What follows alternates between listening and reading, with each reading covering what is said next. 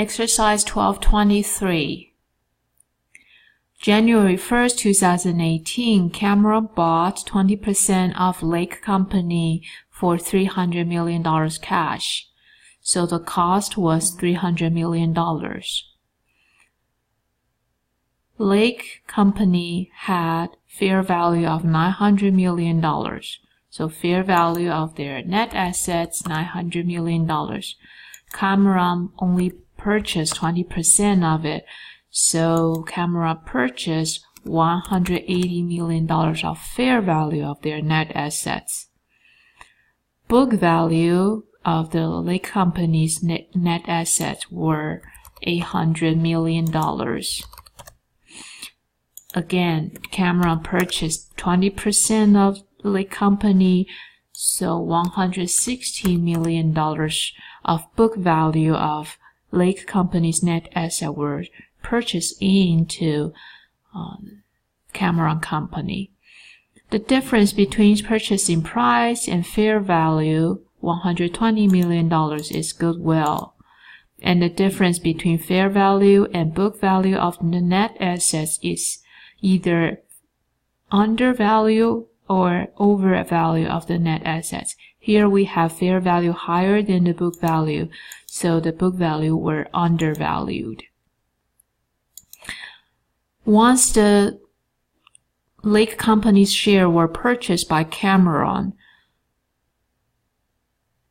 on Cameron's balance sheet, the investment in Lake represents a fair value of Lake at the point of time when Cameron purchased it.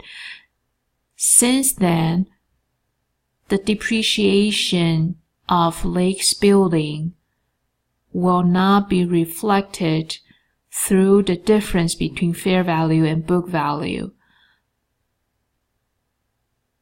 So, after the date of purchasing Lake, Cameron, as the investor company, they have to adjust for the difference between fair value and book value of the depreciable assets on target company.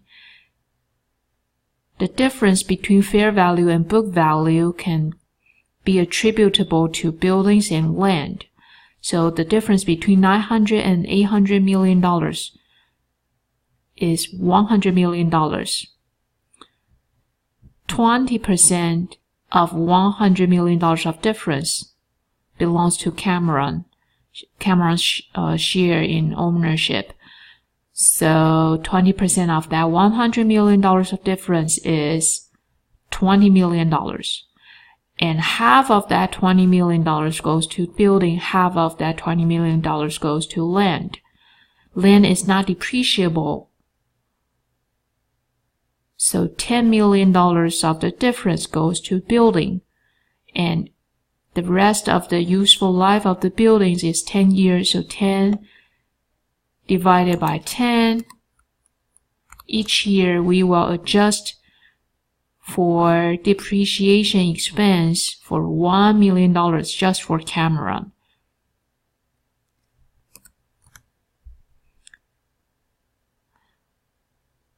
With this calculation being said, let's do the journal entry.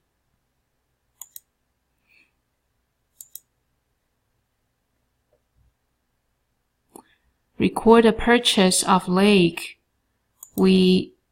Equity method will increase an asset called investment account, investment in Lake construction shares, and that value will be represented by cash spent. They spent $400 million. They spent $300 million.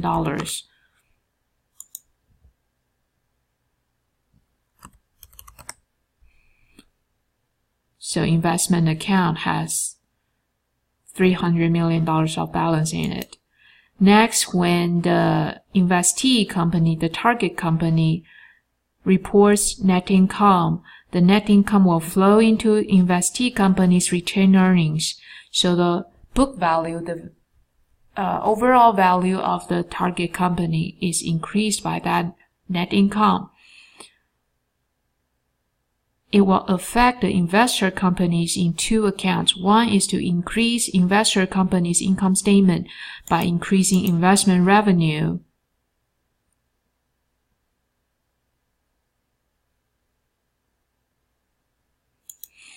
The other account is the balance sheet account. The asset is also increased by the portion of the net income investee company reported.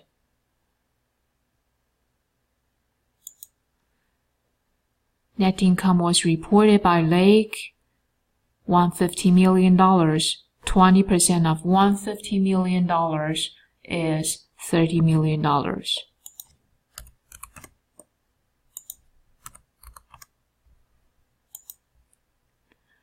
Recorded cash dividends.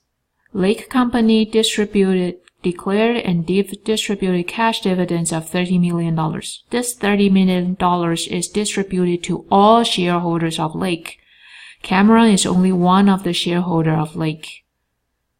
So we should multiply $30 million with 20%. So Cameron received $6 million of cash dividends.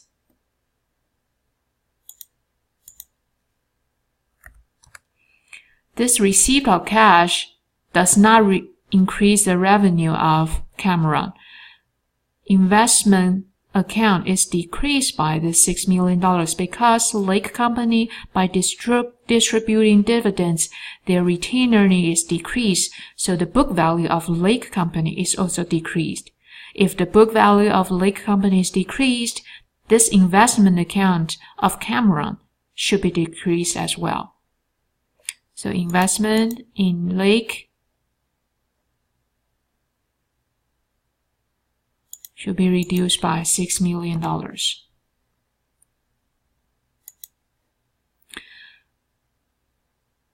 The adjustment for depreciation, as we calculated in the first requirement, $100 million can be attributable to buildings and land. Half of it goes to building, so $15 million goes to building, and 20% of that $15 million is $10 million. $10 million of difference between book value and fair value of buildings will be depreciated by 10 years. So this year, we will depreciate the asset, Lake buildings for $1 million, but we don't record an expense. We don't record depreciation expense for the parent company. The parent company will reverse the investment revenue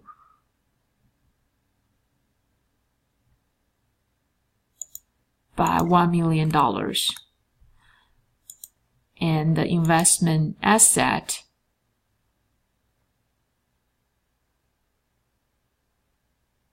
will be reduced by $1 million as well.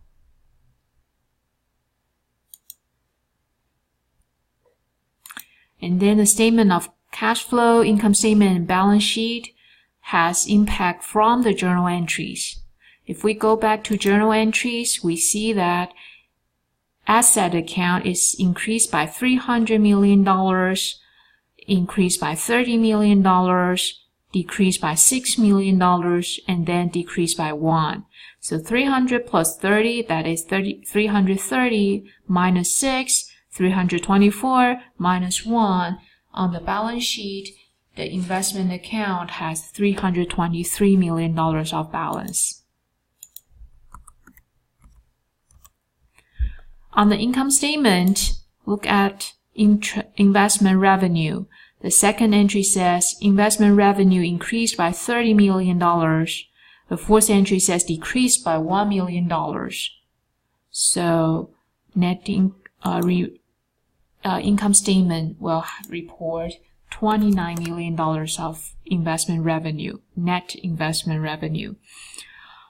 Investing activities on the statement of cash flows is this $300 million spent on purchasing Lake Company's common shares. The other cash, $6 million received by the dividends, is considered as operating cash flows. So investing cash flow is a cash outflow. So we put a negative sign beside $300 million.